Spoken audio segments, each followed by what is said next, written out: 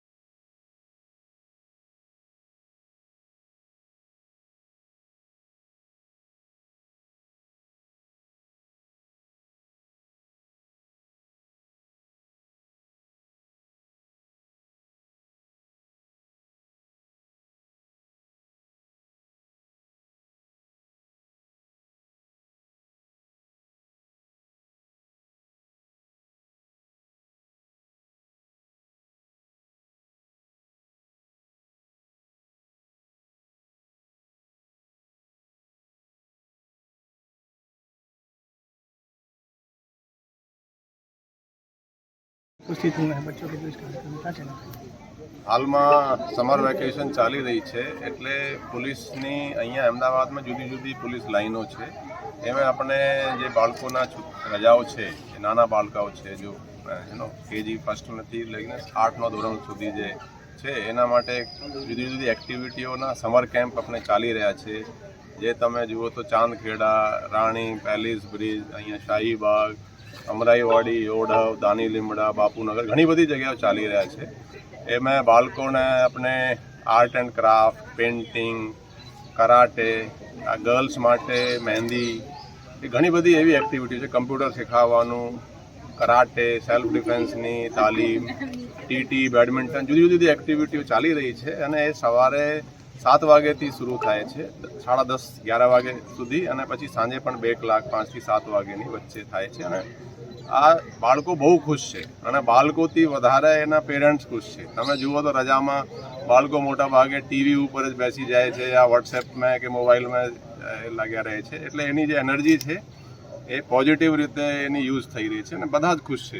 Sir, ખાસ કરીને આજે આપ પધાર્યા છો અને બાળકો પ્રોત્સાહિત થયા છે અને એમના પેરેન્ટ્સ પણ પ્રોત્સાહિત થયા, તો એમને શું કહેશો કે સંદેશ? ના, એ છે કે તમે આ રીતે જોશથી જે કોઈ તમારા સ્કૂલની સ્ટડીઝ છે એ પણ આ રીતે જોશથી કરવાનું, અને જે હવે શીખી રહ્યા છે એ પૂરી જોશથી આની તાલીમ